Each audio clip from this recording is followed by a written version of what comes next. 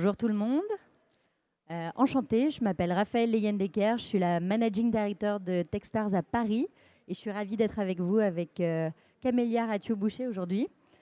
On va vous parler Open Innovation et Impact. On a un parterre féminin, c'est plutôt chouette après la table ronde précédente. Je voudrais commencer notre petit talk par des introductions, les vôtres. On ne va pas passer tout le monde, mais si vous pouviez prendre 30 secondes pour vous retourner et vous présenter à la personne derrière vous, ça serait super. Top chrono.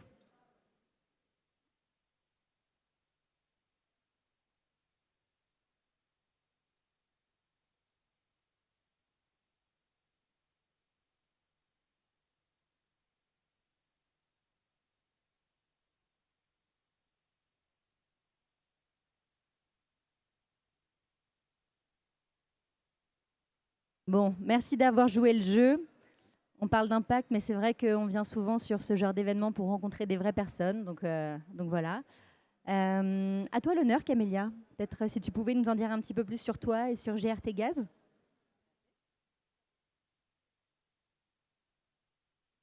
Vous m'entendez? Ah oui, c'est mieux. Bonjour à tous. Donc, je suis Camélia Ratio-Boucher. Je travaille chez GRT Gaz. Je suis déléguée innovation.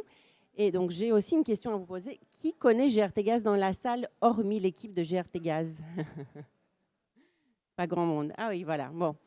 Donc, je vais dire quelques mots là-dessus parce qu'on a entendu parler de GRT Gaz là récemment dans la presse, puisque nous avons un rôle assez important en ce moment dans la gestion de la crise énergétique. Donc, qu'est-ce qu'on fait? On transporte du gaz. Voilà, on a 32 000 km de réseau en France, on est 3 000 collaborateurs. Et bien évidemment, vous avez entendu toute la journée parler de décarbonation. Donc, bien évidemment, GRT Gaz, comme toutes les entreprises du secteur de l'énergie, ont des enjeux. Nous avons un enjeu de nous transformer à très court terme. Et par rapport à cela, donc, GRT Gaz s'est défini deux enjeux stratégiques. Un premier qui est celui de transporter autre chose que du gaz. Donc, on va transporter des gaz verts, donc du biométhane essentiellement et de l'hydrogène vert. Et deuxième enjeu important, c'est puisqu'on ne fait pas une transfo de l'entreprise sans les femmes et les hommes, c'est la transfo culturelle de l'entreprise, changer le mindset. Donc, bien évidemment, comment l'innovation contribue à tout ça?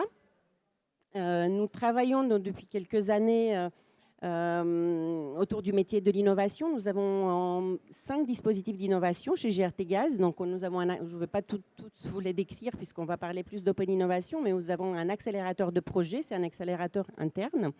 Nous avons un dispositif de design lab, un dispositif d'acculturation des salariés à l'innovation, et puis, bien évidemment, l'open innovation. Et on va parler tout à l'heure comment ce dispositif peut être un vecteur de l'économie à impact grâce à son rôle donc, sur la décarbonation de notre réseau et aussi sur, comme je l'ai dit tout à l'heure, le changement de mindset. Alors, qu'est-ce qu'on fait ensemble ici aujourd'hui? On se rencontre en fait sur ces sujets d'impact. Moi, aujourd'hui, je dirige Techstars à Paris, Techstars qui est le Techstars Sustainability. Pour ceux qui ne connaîtraient pas encore Techstars, on est un investisseur au niveau mondial. On a plus de 3000 boîtes en portefeuille, une vingtaine de licornes, et on est basé dans 52 localisations. On est américain à la base et on existe depuis plus de 16 ans aujourd'hui. Ça fait un peu plus de 76 milliards de valo pour notre portefeuille. Moi, j'investis dans 24 sociétés par an, des startups pré-seed qui ont vocation en tout cas à construire un monde meilleur, comme j'aime le dire, donc sur tous les sujets autour du développement durable.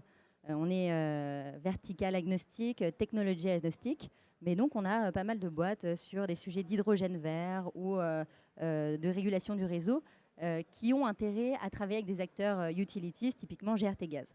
On vous racontera un peu plus tard comment on s'est rencontrés, mais en tout cas, c'est la base de nos discussions. Techstars aujourd'hui, donc nous, on investit en propre en prenant 6% du capital de toutes les boîtes qui traversent nos accélérateurs, 3 mois de programme. Et en tant que telle, notre but, c'est qu'elles grandissent le plus rapidement possible et donc travaillent avec les grands groupes qui sont les piliers du secteur. On travaille avec différents acteurs, typiquement Equinor en Europe du Nord, The Nature Conservatory aux États-Unis. Donc on voit pas mal de bonnes pratiques et de retours d'expérience de relations start-up grand groupe. Mais je serais assez intéressée, Camélia, si tu pouvais nous expliquer de votre point de vue ce que vous avez mis en place qui marche et peut-être un peu les écueils que vous aviez dû éviter également. Bien sûr. Alors, je peux vous dire qu'il y a 6 ans qu'on a mis en place l'Open Innovation chez GRT Gaz. Bon, la rencontre entre un grand groupe avec notre histoire et la mission de service public qu'on a et les startups, c'était vraiment un choc des cultures, évidemment. Donc, qu'est-ce qu'on a appris? C'est vrai qu'on a essayé au fil des années de capitaliser sur les enseignements et se dire qu'est-ce qui marche, en fait, qu'est-ce qu'il faut faire pour que ça marche. Donc, premier enseignement pour moi, notamment pour un grand groupe, c'est déjà, en termes de partenariat, se focaliser sur l'essentiel. On a tous, s'il y a des personnes de grands groupes dans la salle, l'habitude de décrire un besoin, un cahier de charge hyper détaillé qui va jusqu'à expliquer la solution qu'on veut. Alors, en Open Innovation, souvent, on a le contexte, la problématique, les contraintes, et c'est tout. Hein. Donc, il faut faire avec ça. Autre élément, et puis après, je vous donnerai un exemple, c'est d'essayer d'être agile et frugal dans la mise en place de ce type de contrat. Donc, je prends l'exemple d'un partenariat avec une start-up qui s'appelle Asman Technologies, qui nous aide à faire de la supervision par drone du réseau de transport de gaz, puisqu'on supervise s'il n'y a pas de fuite. Et donc, on avait une contrainte réglementaire qui nous demandait d'aller vraiment très vite dans une expérimentation, en plus en période de Covid. Eh bien, on a pu mobiliser en interne les équipes, nos acheteurs, nos juristes, pour mettre en place vraiment de se concentrer, comme je dis, sur le besoin essentiel et avoir un contrat de 3 pages. Donc, on sait bien qu'en général, on a plutôt des dizaines de pages quand on veut mettre en place quelque chose. Voilà, donc on a fait très simple. Peut-être autre élément aussi, c'est la prise de risque, parce que même chose, voilà, je trouve que dans les grands groupes, je ne sais pas si c'est spécifique à un grand groupe ou à la France, ou je ne sais pas, tu me diras, parce qu'aux États-Unis, je pense que c'est quand même un peu différent, mais on est un peu risque adverse, effectivement, et on a appris aussi avec l'Open Innovation qu'il fallait quand même accepter une certaine prise de risque, ne pas vouloir prendre en compte toutes les contraintes techniques, mais vraiment se concentrer sur l'essentiel. Et je pense aussi ce qu'on a fait de bien, enfin nos startups qui vont témoigner nous le diront, mais on a essayé de valoriser au mieux nos startups partenaires au-delà de GRT Gaz. C'est-à-dire qu'on veut les faire grandir aussi. On a effectivement un projet avec eux ou deux, mais on veut les voir grandir au-delà.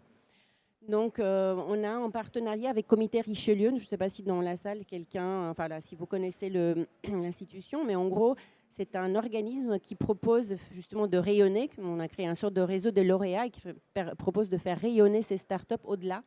Voilà, en leur proposant par exemple aussi des apports comme des webinaires autour de la propriété intellectuelle ou de comment se développer à l'international. Et puis, je voudrais vous évoquer Je décarbone. Je ne sais pas si vous connaissez aussi cette plateforme. C'est une plateforme mise en place par Nouveau Système Énergétique. Elle est dédiée vraiment à réaliser la décarbonation de l'industrie en France, à permettre la décarbonation de l'industrie en France. Donc, pour faire simple, c'est une place de marché où on va faire rencontrer les startups ou les entreprises qui proposent des offres de décarbonation avec les clients industriels qui ont des attentes et qui ont une trajectoire carbone et qui n'ont pas forcément de solution. Donc, dans la mesure du possible, on met en valeur nos startups sur cette plateforme. Voilà. Et après, effectivement, les écueils... C'est déjà pas mal. Hein. C'est déjà pas mal. Et dans les écueils, alors, premier, peut-être, c'est des choses à ne pas faire, c'est de vouloir à tout prix aller au bout d'un projet d'innovation. Donc, voilà, dans les grands groupes, souvent, on a peut-être un peu... voilà, c'est un peu honteux, hein, en quelque sorte, d'arrêter un projet. Eh bien, on a dit en innovation, il faut assumer le fait d'arrêter des projets. Et l'exemple que j'ai à vous donner, c'est la plateforme qu'on a mis en place avec on a designé avec une de nos startups. C'est une place de marché qui fait rencontrer le système bio-GNV, ou GNV et bio-GNV. Donc, GNV, c'est gaz naturel véhicule. Donc, on a voulu faire rencontrer l'offre et la demande autour de cette solution de mobilité. Mais bien, on a compris que du point de vue législatif, ça ne va pas être possible puisque l'orientation est plutôt sur la mobilité électrique et bientôt, on espère, hydrogène vert. Donc, nous avons préféré arrêter le projet.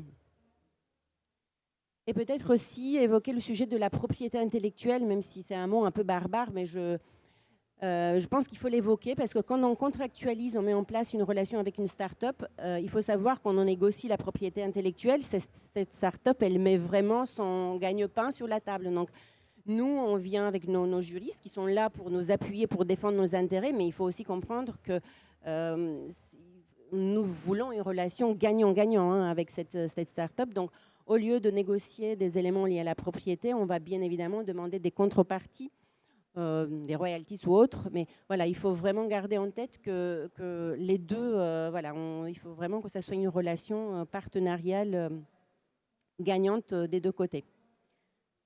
C'est marrant parce que j'avais la discussion avec les fondateurs de Bip Batteries, qui est une de nos participations dans le pilotage des batteries, que justement, il fallait se préparer à négocier un contrat pendant 6 à 9 mois avec un grand groupe et que typiquement, ça pouvait être un défocus et qu'il fallait peut-être mieux commencer par un marché adressable plus rapidement pour pas perdre du temps et se préparer également à négocier ces enjeux d'exclusivité où potentiellement le groupe allait prendre une option pour acheter des actions à valeur préférentielle ou alors mettre un droit d'exclusivité sur une géographie, alors même que d'habitude, ces exclusivités se monnaient, en fait, se payent.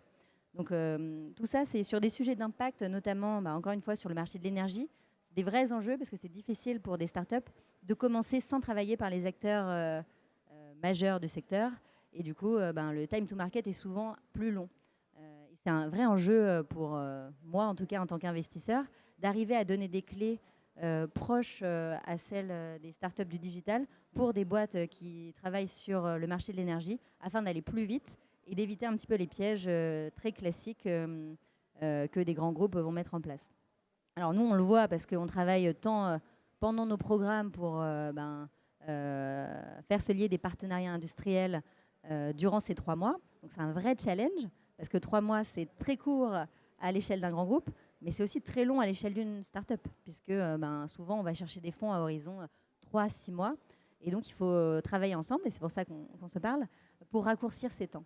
On le fait aussi avec ce qu'on appelle des corporate ventures. C'est les fonds des corporates qui peuvent prendre des participations ensuite dans les startups. Et là, tout le but est qu'ils entrent au bon moment, ni trop tôt, parce que sinon, on risque d'enrayer la croissance de la boîte parce que le groupe va avoir ses propres enjeux stratégiques. C'est un petit peu compliqué pour eux, pour les grands groupes, de s'assurer en fait, qu'ils vont pouvoir laisser suffisamment d'air aux startups pour grandir, mais pas trop tard non plus, sinon les valos sont déjà plus grandes et c'est là où les startups deviennent un vrai risque pour ces mêmes grands groupes. Je pense que ça serait intéressant, peut-être nous, donc on s'est rencontrés grâce à Marie-Dev qui travaille pour Nova. Justement, j'ai invité l'équipe côté GRT Gaz à venir rencontrer nos nouveaux investissements de septembre l'année dernière pour rencontrer justement une des boîtes qu'on a qui crée de l'hydrogène vert, une autre qui était dans l'eau mais qui utilisait aussi un certain nombre de sujets autour du gaz. Et c'est là qu'on s'est rendu compte qu'en fait, il pouvait y avoir des collaborations dans les deux sens. Donc, tu peux peut-être nous expliquer un petit peu plus ce que fait Nova en détail ? Oui, avec grand plaisir. Je suis vraiment fière de vous parler de Nova. Alors, c'est notre premier incubateur à start-up, donc orienté vers la transition énergétique. Donc, la première promotion a commencé en novembre. Et qu'est-ce qu'on cherche, nous, avec ça ? Alors, on cherche tout d'abord, je reviens à la transfert culturelle, parce que je pense que pour nous, le fait d'avoir régulièrement des entrepreneurs à nos côtés, ça engendrera effectivement un changement de mindset auprès de nos salariés. Donc, c'est le premier élément qu'on cherche. Alors, qu'est-ce qu'on propose effectivement aux startups ? Alors, pas de financement, voilà. Donc, les choses, peut-être c'est ça aussi en quelque sorte qui nous différencie. Donc, nous, on ne prend pas de participation, en tout cas à date, dans les startups. En revanche, on propose un accès aux moyens d'essai R&D, de notre R&D, donc en région parisienne, et aussi un accès à nos locaux. Donc, on propose des bureaux également. Après, on va proposer un accompagnement méthodologique personnalisé, que ce soit sur des problématiques business ou un peu techniques. Donc, on a nos experts internes à disposition pour tous ces sujets-là, soit business, soit modèle économique, soit propriété intellectuelle ou bien vraiment métier technique. Et évidemment, on veut aussi expérimenter. Donc, on on essaye de faire plusieurs POC dans l'année. J'espère que ça va être une réussite. On a déjà défini des cas d'usage. Et l'idée aussi, c'est d'expérimenter ensemble avec un budget donné pour avoir les premiers projets issus de cette collaboration avec nos incubateurs. Donc, alors, voilà, ce que je trouvais intéressant dans notre rencontre, c'est effectivement, on a des différences. Donc voilà, vous êtes vraiment sur une approche aussi investissement, accélération. On n'est pas dans ce volet-là. Néanmoins, je pense qu'on peut se sourcer. C'est ce on peut faire avec des sociétés comme la tienne, Raphaël, c'est d'avoir un sourcing réciproque, c'est-à-dire que nous, on peut effectivement sourcer je ne sais pas si tu l'as dit, mais je pense que vous avez dans le panel beaucoup de startups. Je ne sais pas combien vous avez en surveillance actuellement, mais c'est assez important. Donc pour nous, c'est une source aussi de startups qu'on peut incuber ou avec lesquelles on peut travailler via l'open innovation. Puis à contrario, on peut également vous les proposer, celles qu'on incube actuellement pour éventuellement des levées de fonds ou autres. Et je trouve même que l'idée m'est venue il y a quelques jours, il faudrait qu'on en discute, c'est le fait que des personnes comme toi participent à un jury de sélection. Je trouve que ça peut nous apporter aussi un vue business, peut-être entrepreneurial, qu'on a un petit peu moins et que vous avez dans ce milieu. Voilà, donc je pense qu'il y a des choses à faire autour de Nova là-dessus. Ouais. C'est vrai qu'on vient de clore en fait notre période de sélection pour les prochains investissements qui vont rentrer en programme en avril. Et typiquement, on a eu quelques candidats qui étaient renvoyés par tes équipes. Donc c'est vrai que c'est chouette pour nous, c'est une marque de reconnaissance en fait de ces boîtes, une marque de valeur supplémentaire où on va regarder leur dossier de façon un peu privilégiée, on va dire. Donc en effet, ça, je pense, c'est super intéressant, sachant que ça donne un prisme différent. Il n'y a pas de concurrence vu que nous, on est vraiment investisseurs et on a intérêt à ce que nos boîtes soient accélérées aussi en travaillant avec des métiers comme ceux de GRT Gaz. Peut-être pour rentrer un peu plus en détail sur ce qu'on fait sur l'impact, tu peux peut-être nous expliquer ce qui se passe chez GRT Gaz et moi, je vous expliquerai côté start-up ce qu'on met en place pendant nos programmes pour répondre aux enjeux actuels. Oui, donc je vais vous parler un petit peu de comment l'open innovation effectivement contribue à un rôle donc, dans l'économie à impact. Donc, vous vous rappelez les enjeux que je vous ai évoqués au tout début, c'est donc on veut transporter des gaz renouvelables, de l'hydrogène. Bon, voilà, pour transporter ça, soit on adapte, puisqu'il faut bien évidemment adapter nos réseaux, hein, ce n'est pas exactement la même composition, le même fluide qui passe, ou alors il faut construire des nouveaux réseaux. Donc tout ça, il y a de l'innovation à mettre en place pour faire ça. Donc j'allais vous donner l'exemple d'un appel à projet on vient de clôturer. Il était multi-opérateur. Ça, je pense que c'est aussi peut-être un peu nouveau dans le milieu de l'open innovation, le fait de faire des appels à projets multi-opérateurs, dont l'objectif est de réduire, j'essaierai de vulgariser pour que ça soit assez clair, c'est de réduire la teneur en oxygène de notre chaîne gazière. Donc pour faire simple, le fait d'injecter localement du biométhane, on va avoir des concentrations d'oxygène un peu plus importantes qu'actuellement. Et ça peut gêner certains de nos clients industriels. Donc voilà, donc on a un partenariat R&D signé donc avec les 3 autres opérateurs et 2 sociétés. Donc c'est une PME qui s'appelle Voltigital et une école d'ingénieurs, donc Mines ParisTech, qui vont travailler dessus. Et 2 autres appels à projets plus liés donc au transport d'hydrogène qui va bientôt arriver. Alors, l'hydrogène, il faut voir, dans les canalisations d'acier, va se diffuser. Donc, ça risque de se diffuser dans les canalisations. Donc, on cherche actuellement, on a un appel à projet en cours sur un robot qui pourrait réaliser un revêtement intérieur dans la canalisation d'acier pour protéger cette cana de l'impact de l'hydrogène. Et puis ensuite, on a en viseur un autre appel à projet, donc cette fois-ci sur des canalisations en polymère. Donc, comme je vous l'ai dit, maintenant, on pourra transporter de l'hydrogène, pas par de l'acier, mais des canalisations en polymère. Et on cherche des moyens de monitorer tout ça, de mesurer les fuites, de contrôler les fuites, de les mesurer et aussi de s'assurer que ces canalisations il y a une intégrité, qu'elles ne sont pas cassées, etc. Donc, voilà, donc on a cet appel à projet, ces 2 appels à projet qui sont en cours. Donc, si d'ailleurs dans la salle, il y a des candidats, il ne faut pas hésiter d'aller sur notre plateforme. Donc, c'est Open Innovation GRT Gaz, vous allez retrouver la plateforme.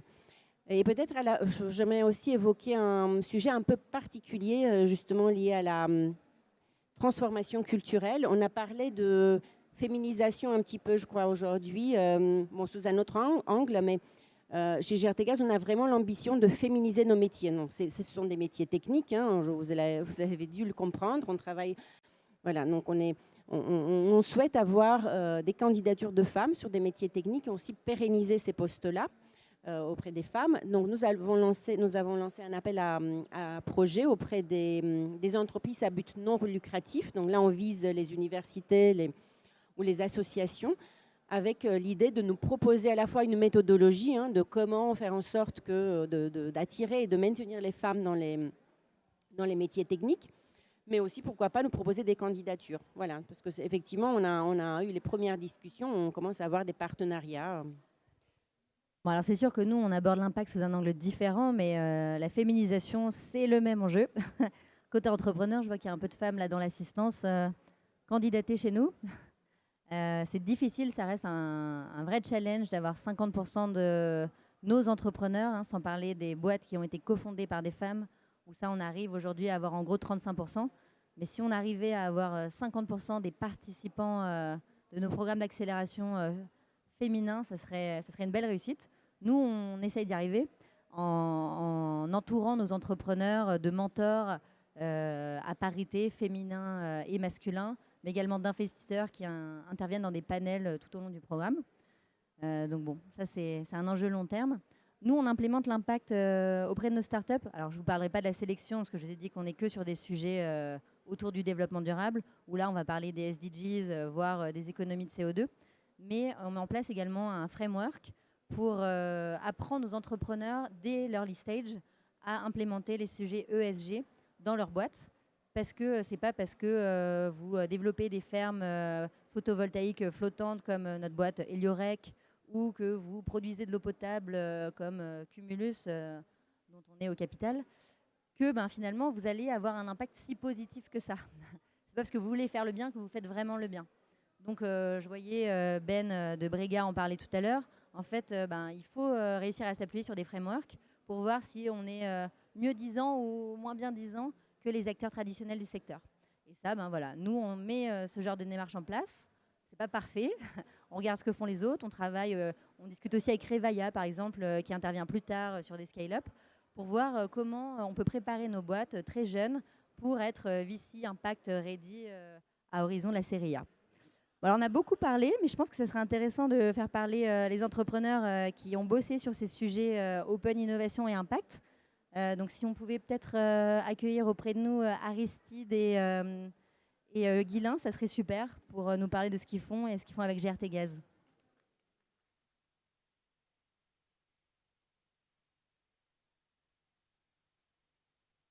Alors pour info, donc ils vont nous pitcher un petit peu leur boîte et comment ils travaillent avec GRTgaz. Il n'y aura pas beaucoup de temps de questions, mais n'hésitez pas à venir nous voir après, comme ça on pourra discuter en plus petit comité.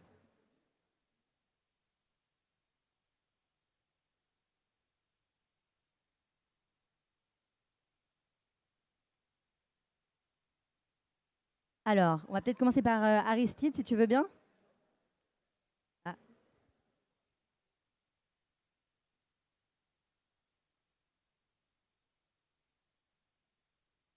Ça marche comme ça, c'est mieux, ouais. Merci beaucoup, bonjour à tous. Je voudrais commencer en disant que ce n'est pas le fait de porter le même maillot qui fait une équipe, mais c'est le fait de transpirer ensemble. Et en fait, cette phrase, vous l'imaginez, elle n'est pas de moi. Elle est d'un célèbre philosophe qui s'appelle Aimé Jacquet. Et là, je vois les plus jeunes d'entre vous sur la salle là, qui se disent « mais qu'est-ce qu'il raconte? De qui il parle ?» Alors, c'était juste l'entraîneur de France 98 qui nous a fait être champion du monde. Donc plus sérieusement, c'est pourquoi je choisis cette phrase, parce que c'est un peu comme ça que moi je vis l'Open Innovation et le partenariat avec GRTgaz depuis 4 ans. Et donc je vais essayer d'illustrer ce partenariat en quelques mots aujourd'hui. Simplement, donc, je m'appelle Aristide Wolfram, je suis cofondateur de la société Spark Lab. Nous, on est un studio d'innovation à impact, ça va plutôt pas trop mal dans le thème. Et notre métier, donc on est une équipe d'entrepreneurs et de designers, on est 15 personnes à Lyon. Et notre métier, c'est d'accompagner des entreprises, plutôt des grands groupes ou voire des ETI, à la transformation par l'innovation de manière responsable et durable. Alors qu'est-ce que ça veut dire? Ça veut dire qu'on intervient sur 3 grands axes, sur les offres et les business models. Donc on accompagne nos clients à faire des nouvelles offres innovantes, plus responsables. On les accompagne à changer les organisations, c'est le deuxième axe, donc par de stratégies d'innovation, par la mise en place de dispositifs, de labs, innovation par exemple. Et le gros sujet du moment pour nous, c'est l'intrapreneuriat. C'est comment on rend les collaborateurs plus entrepreneurs en interne. Et donc on accompagne beaucoup d'entreprises, de grandes entreprises sur des dispositifs d'intrapreneuriat. Et enfin, le dernier sujet qui est peut-être le plus important, c'est les femmes et les hommes, c'est les forces vives des entreprises. Et donc là, on est autour de la notion de culture innovation. Et j'y reviendrai à la fin, puisqu'on a une nouvelle offre dans ce sens-là. Donc voilà un peu le métier qu'on fait aujourd'hui chez SparkLab avec pas mal d'entreprises aujourd'hui. Et avec GRT Gaz, alors en particulier, ça donne quoi le maillot? Alors GRT Gaz, le maillot, on transpire ensemble depuis 4 ans. En fait, on s'est rencontrés sur un hackathon où GRT Gaz avait posé un sujet. Nous, on est venus en tant que simplement participants, de manière bénévole. On a bossé 2 jours avec les équipes GRT. C'était un peu calculé, je vous avoue, de ma part. Et en tout cas, la rencontre a bien marché. Et on a eu la chance, à l'issue de ce hackathon, d'être sélectionné comme lauréat de l'Open Innovation Factory de GRT Gaz, donc il y a le dispositif qui permet à GRT Gaz de travailler avec des startups comme nous. Voilà, donc on est lauréat 2019, et depuis 2019, on a fait 2 ou 3 grands projets avec GRT Gaz, dont un, le plus récent, que je vais illustrer en quelques mots, qui s'appelle Design Perma. Et là, le sujet, pour être très concret, c'était de profiter de la refonte en design écologique d'un site industriel. Donc GRT Gaz avait décidé de refondre un site industriel de manière plus écologique, mais pour que ça ne soit pas que un poste de coût pour l'entreprise, il fallait aussi imaginer des offres, potentiellement des offres de services qui puissent s'intéresser au-delà de l'entreprise. Et ça, c'était notre rôle à nous. Et donc, on a abouti sur un catalogue de 5 offres, par exemple de l'accueil de start-up, de l'événementiel. Il y avait une offre sur accueillir un permaculteur sur les zones, les espaces verts laissés libres pour qu'il puisse faire de la production. Voilà, le type d'exemple de cette offre Design Perma qui continue. Alors, au-delà de ce que ça a amené à GRT Gaz, pour nous, par exemple, dans ce projet, on a créé un outil qui s'appelle le business model circulaire, un outil de design de business model circulaire. Et en fait, on a réutilisé cet outil pour créer une offre aujourd'hui chez SparkLab qui s'appelle le Sprint Business Model Circulaire et qu'on déploie chez pas mal de clients en quelques jours de manière très collaborative. Donc voilà un exemple concret de choses qu'on fait avec GRT Gaz sur ce projet. Et alors après, au-delà de ce projet, de manière peut-être plus large, je dirais il y a 3 grands enseignements sur ce qu'on a fait avec GRT Gaz. Le premier, c'est assez basique, je suis désolé, mais je suis aussi entrepreneur. C'est déjà des commandes, en fait, de travailler avec GRT Gaz. C'est tout bête, mais à court terme, ça nous a amené de faire des choses. Nous, on vend de la prestation intellectuelle. Et quand on vend de la prestation intellectuelle, c'est important de faire des choses, de démontrer qu'on produit des missions. Donc c'est tout simplement des projets, des missions et du chiffre d'affaires. Et ça, c'est la première chose, je dirais, court terme et importante. Bien évidemment, ça ne s'arrête pas juste là. La deuxième chose, c'est que ça nous a apporté de la crédibilité. GRT Gaz, c'était notre premier grand groupe en tant que client en 2019. Et tout simplement, c'est beaucoup plus facile pour nous quand on a travaillé avec des gens, qu'on a réalisé des choses, quand on va voir des nouveaux clients qui ne nous connaissent pas. Plutôt que de nous croire sur parole, c'est quand même plus simple quand on leur dit qu'on a travaillé avec des gens, qu'on a des beaux témoignages et des réussites avec des grands groupes. Aujourd'hui, on est très fiers, on a plus d'une dizaine de grands groupes 3-4 ans après. Et c'est en partie grâce à ce dispositif et grâce à l'aide de GRT Gaz. Et puis le dernier point sur lequel je voulais appuyer, c'est effectivement un point dont tu as parlé tout à l'heure, c'est cette mise en réseau. En fait, c'est très bienveillant. Je dirais, GRT Gaz ne nous laisse pas tout seul, en fait, s'occupe de ses lauréats et donc nous aide autant en interne à nous faire visiter, à nous donner du réseau, à nous accompagner, mais aussi en externe. Et je crois qu'en fait, aujourd'hui, le fait juste d'être invité, d'être ici, sans eux, ce ne serait pas possible. Donc c'est une belle promotion. Je les remercie d'ailleurs au passage. Et donc voilà, c'est un bel exemple de collaboration entre des grands groupes. Merci Aristide. Un dernier mot? Ouais, j'ai un dernier mot avant de passer la main à Guylain. Un dernier exemple aussi de bénéfice, et ça va bien dans le thème de l'impact. Ça nous a aussi permis de bien connaître la culture des grands groupes, cette fameuse, je parlais tout à l'heure, de culture innovation. Et donc à force de connaître comment fonctionne un grand groupe, comment les salariés ont besoin de se transformer, ça nous a permis d'innover nous-mêmes, de nous donner des fonds et de pouvoir faire notre propre R&D. Et on est très heureux d'avoir lancé, pas plus tard qu'il y a 1 mois et demi, un nouveau format qui s'appelle la fresque Spark Lab de l'innovation et de l'entrepreneuriat. Alors, c'est basé sur le concept de la fresque du climat. Je crois que ça a été évoqué dans la conférence précédente. Et nous, on l'a réadapté. Et donc, c'est un format en 2h30, un atelier d'1 heure. Et ça fait 1 mois et demi qu'on l'a lancé. On a déjà 4 à 5 grandes entreprises qui l'ont commandé, certaines même juste avec un post LinkedIn. Donc voilà, on a une belle traction là-dessus. On est très contents. On va le déployer plus massivement. Et donc, s'il y en a que ça intéresse ici, je serais ravi de pouvoir en parler après cette conférence. J'en ai terminé. Merci beaucoup, en tout cas, pour l'invitation. Et alors, côté entrepreneur, Lium, c'est un bel exemple de cross-sourcing, puisque moi, j'ai découvert ta boîte, Guilain, grâce à Marie qui t'a référé chez nous. Est-ce que tu peux nous pitcher un peu ce que fait Lium, s'il te plaît? Alors, bonjour à tous et merci d'être là aujourd'hui. Donc moi, comme vous voyez, j'ai pas le t-shirt bleu pour l'instant parce qu'on est encore en début de la collaboration. Ça va peut-être venir dans le futur. Bientôt. Du coup, nous, on a incubé chez GRT Gaz à Nova un programme d'incubation qui vient d'être créé. Et on sécurise en fait les sites industriels sur 3 problématiques qui sont la sécurité. Donc la sécurité, c'est tout ce qui est départ de feu et fuite de gaz. La sûreté, c'est tout ce qui est intrusion, malveillance, et la partie environnementale où en fait on va venir gérer les potentielles fuites de gaz en limitant l'impact que ces fuites pourraient avoir et pouvoir quantifier tout ça. Et comment est-ce qu'on fait ça? On développe ce qu'on appelle un ballon captif. Alors je sais que c'est très peu commun. En fait, c'est un ballon dirigeable qui est attaché au sol avec un câble, avec des systèmes de caméras embarqués. Et dedans, on met de l'IA qui fait qu'on peut détecter des départs de feu, ça peut être des drones ou des fuites de gaz de manière beaucoup plus prématurée que ce qui peut se faire actuellement. Et du coup, on peut agir de manière beaucoup plus efficace. Et effectivement, si on est plus efficace, on peut limiter les incidents sur les sites industriels. Je ne sais pas si vous vous souvenez, par exemple, de l'incendie de Lubrizol en 2019.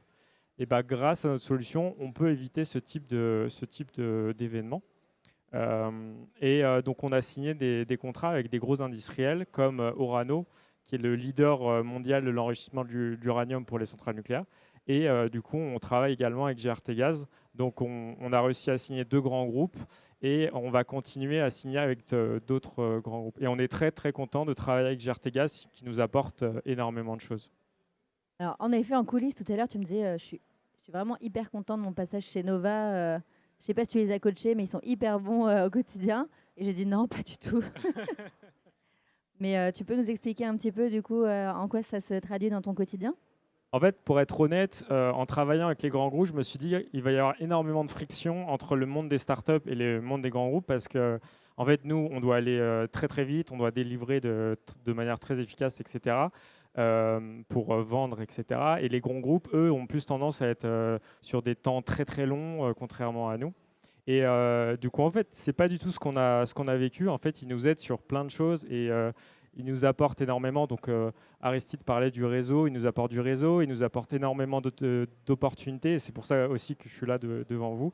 Il nous apporte beaucoup de conseils sur la partie R&D, mais aussi comment est-ce qu'on pourrait structurer notre futur avec eux. Et surtout, ce qui est super important pour nous en tant que start-up, on n'a pas du tout de légitimité parce qu'en fait, on doit la créer au fur et à mesure du temps. Et ils nous ouvrent tout leur site industriel pour qu'on construise avec eux notre produit et qu'on le rende beaucoup plus robuste pour les prochains industriels. Et ça, pour nous, c'est de l'or parce que c'est exactement ce dont on a besoin. Donc, il y a énormément de choses en fait qui nous apportent. Et aussi, je disais tout à l'heure aussi à Raphaël, qui nous apporte énormément de bienveillance. Et ça, c'est super intéressant parce qu'en tant que start-up, on a beaucoup de preuves à faire.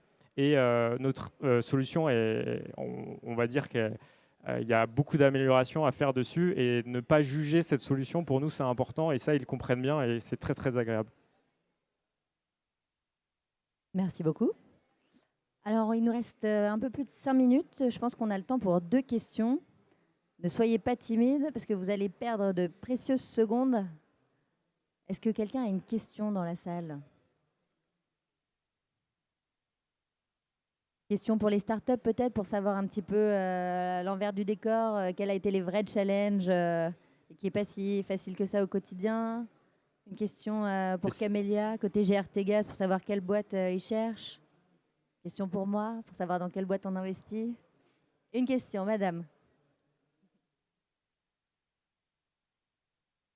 Oui, c'est une question dans l'idée de ce que vous citez. J'avais une question moi, sur l'aspect démonstrateur, qui est vraiment clé, en fait, qui est vraiment le nœud en fait, qui permet de faire un go-no-go, en gros, sur le possible partenariat. Voilà, concrètement, pour vous, comment ça s'est passé? Si c'était simple, si ça a été plus long que prévu, voilà. Alors, donc, par rapport à nos deux partenaires qu'on a aujourd'hui, je ne sais pas si on peut parler, bon, déjà avec l'IOM, on ne peut pas encore parler de démonstrateur parce qu'on est au tout début. Et là, nous sommes plus dans un accompagnement méthodologique et autres. Mais oui, de toute façon, l'innovation, on ne sait jamais à quoi s'attendre. C'est-à-dire qu'à nous avons un système très précis, hein, ce qu'on appelle un funnel de l'innovation, où à chaque nouvelle étape, on va évaluer la valeur de l'idée et on va voir si on passe au stade démonstrateur ou pas. Donc, si votre question est-ce que oui, on a mis en place bien sûr des démonstrateurs, mais après, c'est juste que c'est un sujet qu'on peut rarement anticiper.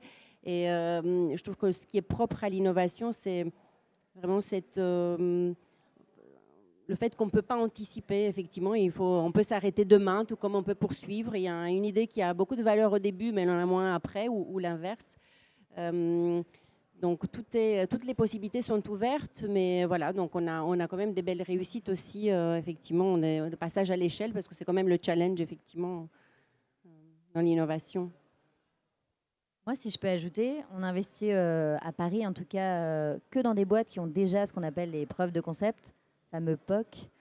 Et je vois beaucoup d'entrepreneurs qui se cassent un peu les dents sur le sujet, parce que typiquement, elles ont toujours l'impression qu'ils n'ont pas assez. Donc, ils vont lancer un POC, ils vont nous parler de POC. Souvent, ce n'est pas payant pour le grand groupe. Et pour autant, ils travaillent dur, ça fait beaucoup d'heures, ça fait beaucoup d'investissements à côté. Donc, moi, je pousse vraiment mes entrepreneurs à faire des POC payants. Et donc ça, Camélia, c'est une vraie question pour toi. C'est est-ce que vous êtes capable de rémunérer les entrepreneurs pour les POC? Souvent, un POC, d'ailleurs, contrairement à ce qu'on va penser, ça peut valoir plus cher que le service classique d'une boîte, parce qu'il y a aussi de l'accompagnement humain. Typiquement, le groupe, il va souvent apprendre autant que la boîte, même s'il ne va pas forcément garder la propriété intellectuelle. Mais il y a aussi pas mal de navettes et d'accompagnement sur le sujet. Donc, est-ce que vous êtes capable d'investir dans les POC? Alors, bien évidemment, et là, ça me permet, tu m'as envoyé la balle vers Nova, parce qu'effectivement, dans Nova, on a un budget dédié effectivement à des POC. On sait que, comme tu l'as dit, oui, c'est quelque chose où on veut investir, parce qu'on veut, avoir des cas d'usage intéressants qui nous apportent des choses, qui nous apportent de la performance. Voilà, mais on veut aussi que la start-up se développe. C'est aussi un objectif, effectivement, dans l'incubateur. Donc oui, si on prend l'exemple de Nova, mais même d'autres, effectivement... on est bien sur une approche de financement, oui.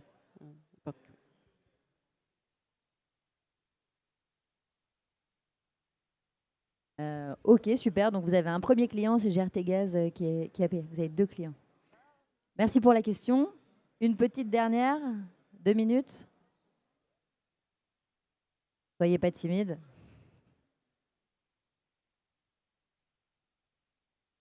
Est-ce que vous pouvez nous donner un petit peu plus de détails sur la fresque, enfin pas la fresque du climat, mais votre fresque à vous? Concrètement, comment ça se passe? Merci beaucoup.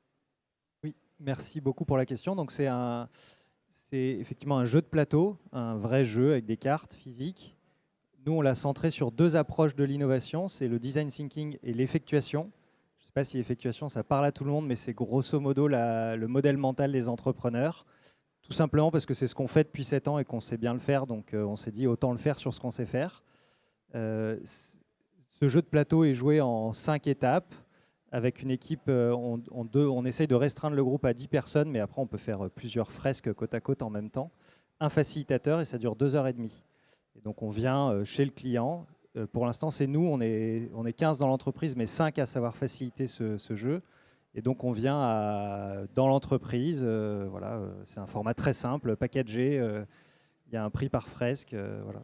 On a un site internet, si vous voulez en savoir plus, qui est la fresque de l'innovation, la fresque Sparklab de l'innovation, .fr. Voilà. Est-ce que ça répond? Tu as une question en plus? Merci. S'il fallait qu'on se pose la question dans l'entreprise, à quel moment ou auprès de qui réaliser cette fresque de l'innovation, quel serait pour toi le public qu'il faudrait enfin, voilà, que tes entreprises clientes adressent? C'est une très bonne question. Alors, on fait un peu En 10 secondes en 10 secondes. On est dans une phase de démarrage et donc les industriels, ce qu'ils ont fait aujourd'hui, c'est qu'ils ont réuni plutôt les pilotes de l'innovation pour tester le concept.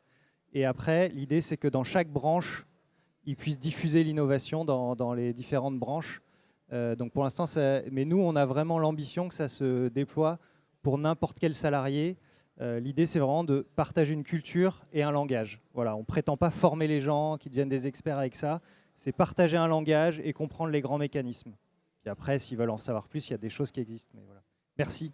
Merci à tous pour votre participation. Si vous voulez plus d'informations sur GRT Gaz et Nova, consultez leur site internet. Même chose pour Techstars. On va bientôt communiquer donc, sur les 12 prochains investissements d'avril 2023. Bonne journée à tous.